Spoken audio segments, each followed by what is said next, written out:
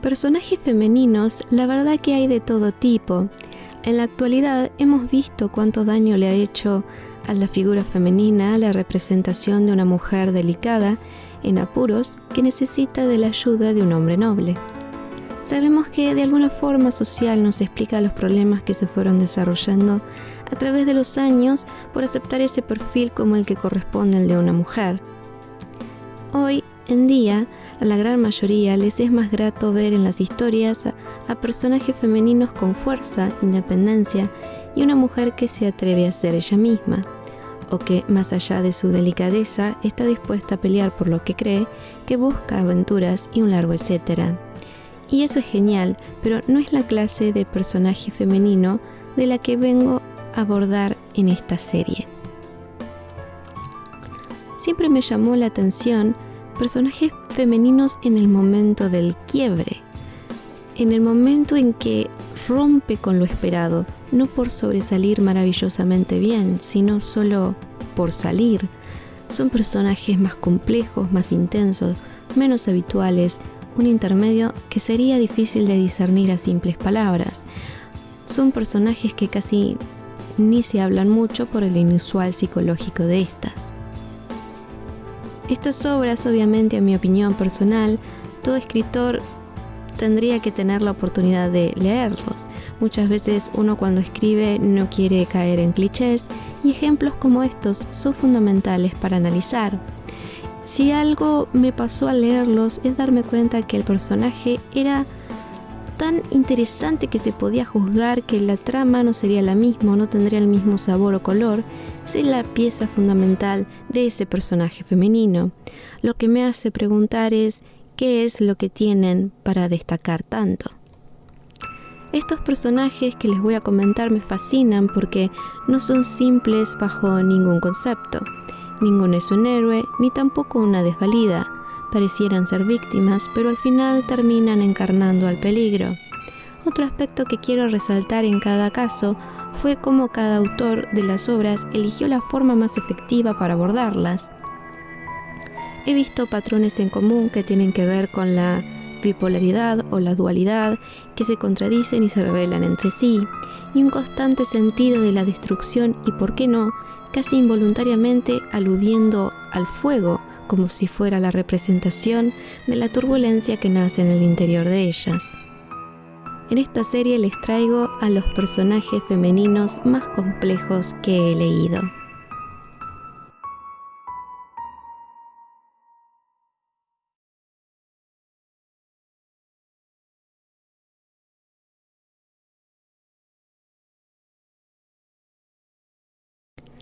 Para empezar con el de hoy, elegí el personaje femenino de un manga japonés.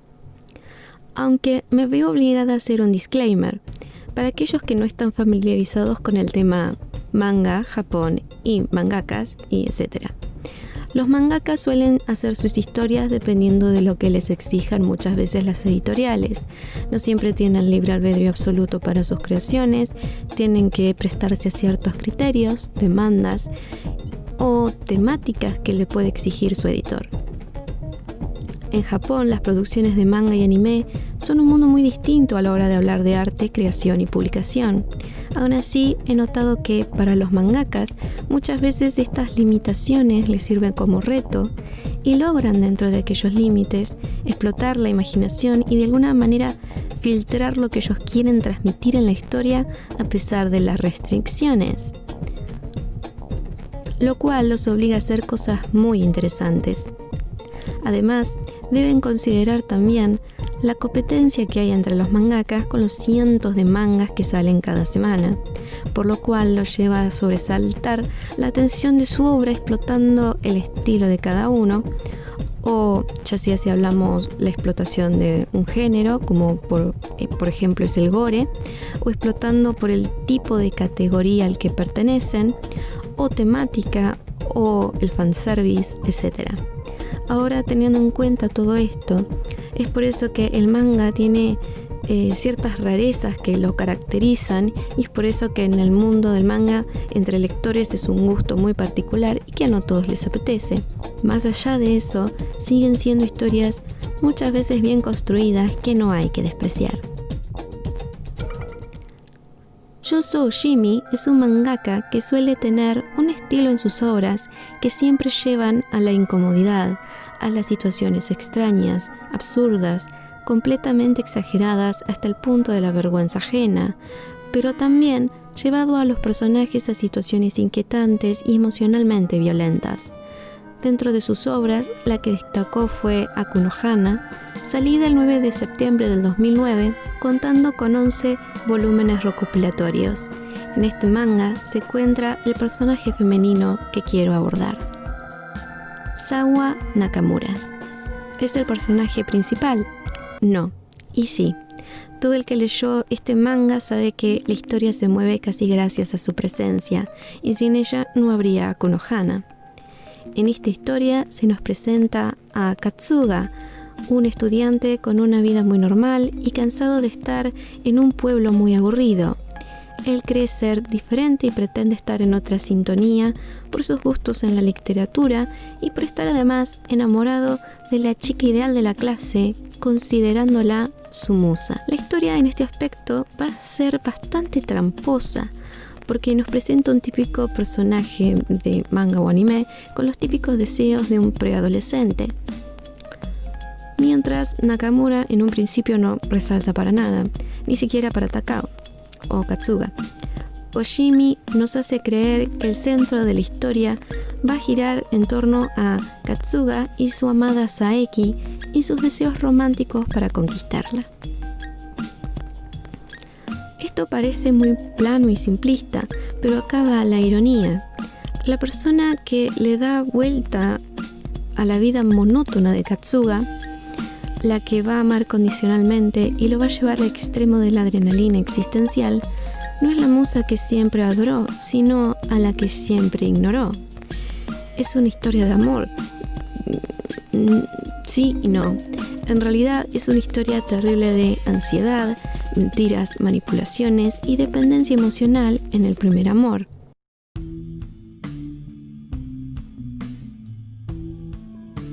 El desarrollo inicia cuando Katsuga en un impulso le termina robando la ropa de gimnasia a Saeki, pero él no contaba que hubiera un testigo de eso, que es Sawa Nakamura. Ella es el ojo observador que ve a Katsuga caer por un deseo sucio y compulsivo hacia alguien a quien parece adorar. Esta contradicción a Nakamura le repele y al mismo tiempo le es atrayente.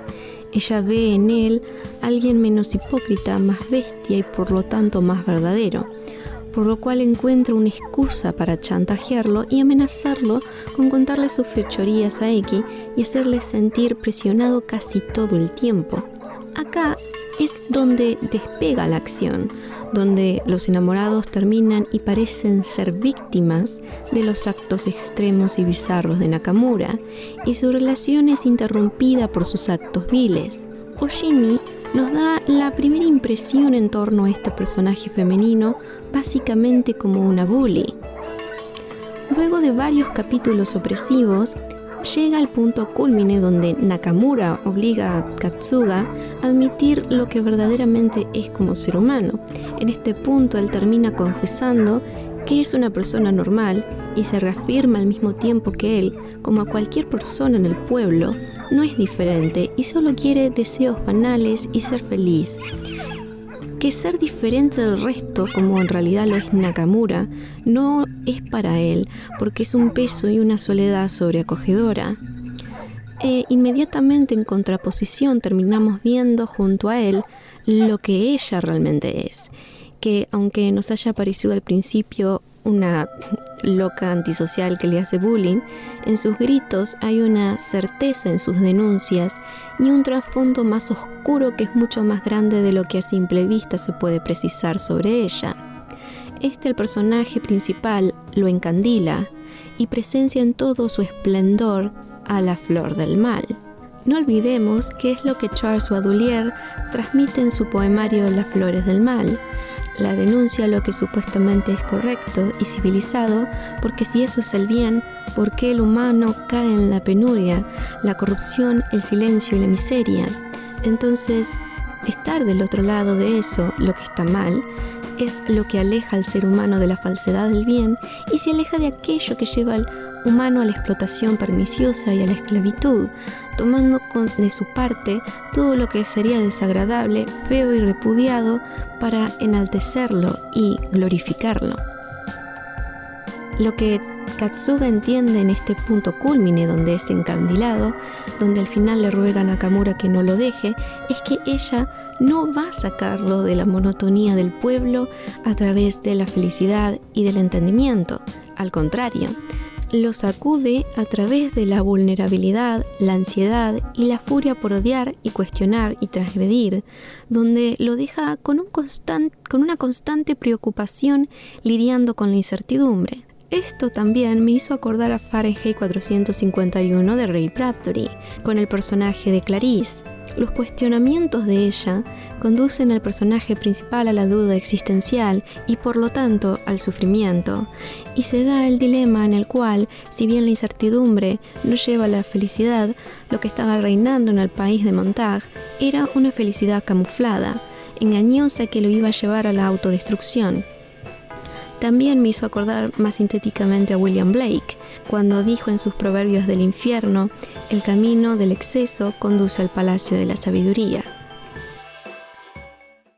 En la trama vamos a ver que en la mente de Nakamura ya se estaba gestando algo contrario de lo que la sociedad impone y el ser humano responde de una forma inconsciente e innata y ella lo rechaza completamente, exactamente como el libro que él tanto leía y admiraba, lo que nos da a luz a lo más retorcido que puede pasar entre estos dos personajes.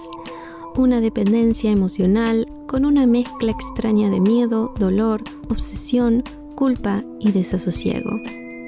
A partir de acá, se desarrolla la segunda parte donde se reafirma este complejo existencial de ella y la necesidad de Katsuga de complacerla, donde poco a poco se enamora incluso de los obvios defectos que ella puede tener y Saeki quedando totalmente relegada en un segundo plano, lo cual la atormenta y en estos actos prefiere creer que Takao está siendo manipulado y manejado por Nakamura para justificarlo. Esto es interesante también observar que cuando ambos personajes entran en contacto con Nakamura es cuando se da toda esta maraña que caracteriza la novela, porque ellos se transforman en algo muy distinto de lo que solían ser. Katsuga pasa de ser alguien tímido, inactivo, simple y tranquilo a ser alguien más desesperado, mentiroso, cómplice de vandalismo, inconforme y rebelde con sus padres. Y Saeki, de ser tranquila, sumisa y modelo de las buenas costumbres, alguien más histriónica, con manipulaciones bajas, celos ciegos y caprichosos, y ambos sacan a relucir lo peor de ellos a tal punto que no les importa destruir a los demás o a ellos mismos. Como si esa fuera la verdadera esencia de ese pueblo enfermo en donde viven. Chismes, golpes bajos, monotonía, deseos reprimidos, fealdad, conformismo, ira. Todos viven conformes y filtrados y con deseos banales del día a día, deformándose en lo peor. Pero con Nakamura en el centro del eje, esto salta a flote sin ningún tipo de filtro por parte de ellos, como si ella fuera una especie de prisma. Mientras en Nakamura hay una necesidad de conectar de forma real, sin falsedad, sin ningún tipo de máscaras, sin costumbres fingidas, sin importarle los límites, la ley, sin nada políticamente correcto, ni moral, sin el tatemae, sin siquiera ser japonesa. Ella reniega de lo que el ser humano intenta ocultar de su propia naturaleza, casi representando un grito en medio del vacío, encarnando la ansiedad en medio de lo mundano, la desesperación de ser demasiado conscientes de estar viviendo en un despropósito hipócrita, en un mundo muy pequeño, trivial y fugaz. Todo esto al personaje principal le queda demasiado grande y lo lleva a sentirse muchas veces muy pequeño, y ahí comienza el círculo vicioso donde él no puede dejarla sola, donde no quiere abandonarla y está dispuesto a hacer cualquier cosa con tal de mantenerla algo feliz. vemos este compromiso entre ellos, que es extraño y enfermizo, pero en donde se hacen cómplices de la rebelión, la negación a lo protocolar y la destrucción como medio de éxtasis y expresión de belleza.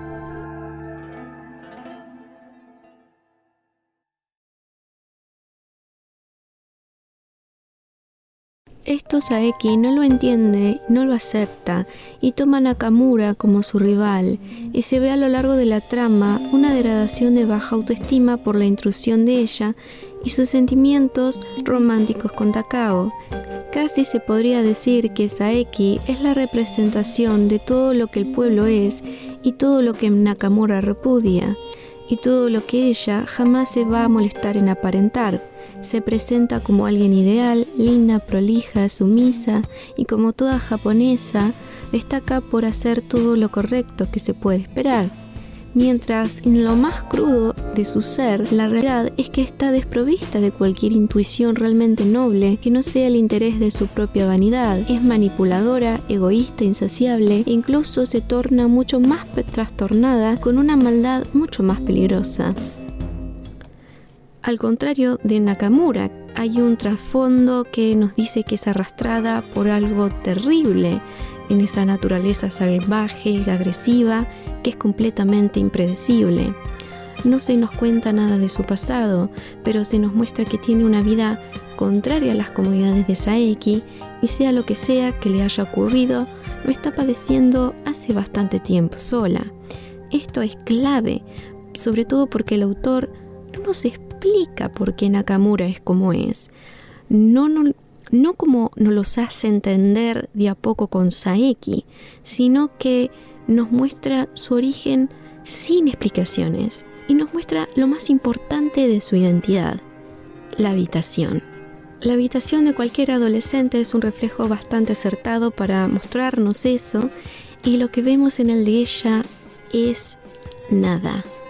No hay elementos que indiquen que ella se sienta representada, ni aludida, ni comprendida, objetos que vislumbren preferencias o recuerdos o nostalgia, ni fotos, ni álbumes, ni pósters, ni colores, nada. El reflejo de su identidad es una habitación vacía. Si bien es víctima de un pasado que desconocemos y que traspasa la razón de las personas de su alrededor, hay una pulsión de violencia que se va acrecentando cuando entra en contacto con las personas. Uno puede especular miles de razones de por qué es como es. He visto otros análisis donde se la califica rápidamente como sociópata y se entiende por qué es debatible. Hay un vaivén muy bipolar donde ella es la que persigue y ataca, pero constantemente se ve aislada observando los paisajes de su pueblo. Hay un lado de su personalidad que quiere huir, que es violento, que reniega de todo, que es indiferente a lo que siente pueril y frívolo, y otro lado ameno que lo quiere todo, que es traviesa, es abayazante, es atrevida, pero también es opresiva, inescrupulosa y llena de ansiedad. Esto nos traslada a lo más obvio, la contradicción, donde la odias o la amás, o la amas odias al mismo tiempo. ¿Qué la hace tan especial? ¿Cómo un personaje así puede marcar tanto una historia? ¿Por qué destaca? Y lo vea por donde lo vea, creo que hay un romanticismo algo masoquista, en donde está la dicotomía del nos atrae y nos repele, que nos arrastra a una incertidumbre que nunca es del todo respondida y por eso mismo provoca una adicción casi en querer verla otra vez, aún sabiendo que puede haber tensión, miedo o dolor en ello, porque lo que no entendemos inmediatamente nos produce curiosidad y lo que nos llena de emoción, sea positivo o negativo, nos genera una necesidad de recompensar el sentimiento de curiosidad, donde cualquier mínimo de información es importante, pero no es suficiente. El autor, para lograr que el sentimiento tóxico de amar lo que te hace mal se transmitiera de la forma más ideal posible, lo hizo sabiendo estrictamente qué mostrar y qué no mostrar en Sawa Nakamura.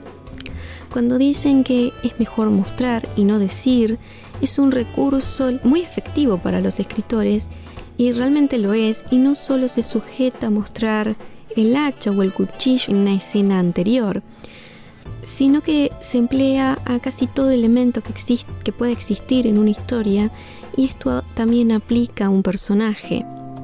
Al final de la historia, muchos años después, se aborda la vida de Katsuga y también la de Saeki, pero lo único que nos surge en la mente es saber sobre Nakamura, como si también implícitamente estuviéramos comprometidos con ella. Y si algo nos trae o nos arrastra hacia su complicada existencia, es porque el autor nos hace enamorar de ella, aunque no lo querramos o no lo aceptemos del todo. La historia nos da como pieza final un telón de cierre sobre ella para casi conformarnos o dejarnos tranquilos con cierta respuesta o certeza sobre su persona. Y así termina Aku no Hana, que si bien nos da un cierre, hay entremezclado una nostalgia que queda suspendida porque se asemeja con la realidad en donde las vivencias no hay verdaderos telones de cierre, no hay respuestas exactamente como las queremos, y la incertidumbre incluso de lo que amamos y nos duele es lo que a veces a algunos les toca vivir, les guste o no, y de ahí como muchos se sienten a pesar de todo un gusto amargo al terminarlo.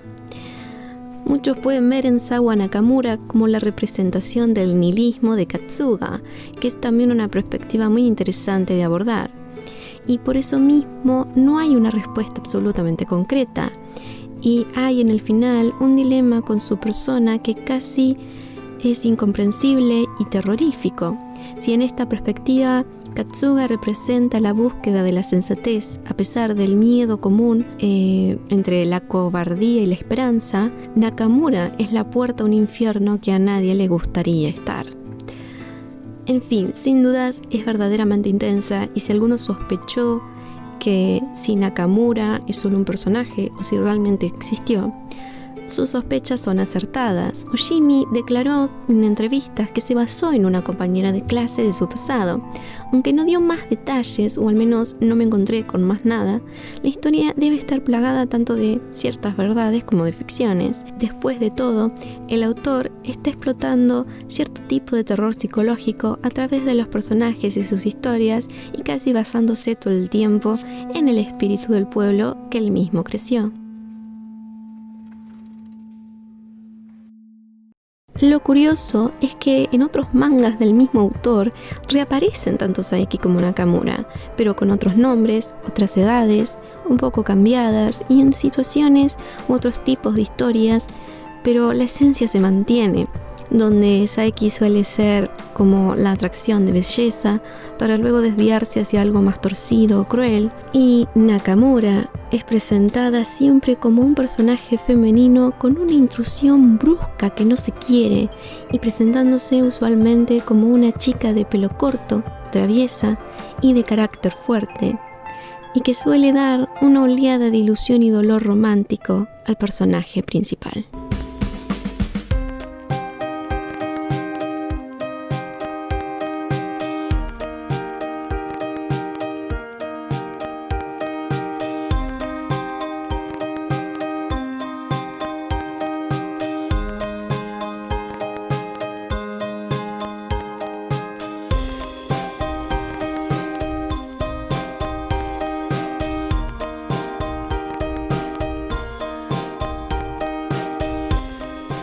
Viennent du ciel ou de l'enfer, qu'importe, ô beauté, monstre énorme, effrayant, injuste, si ton œil, ton sourire, ton pied m'ouvre la porte d'un infini que j'aime et n'ai jamais connu.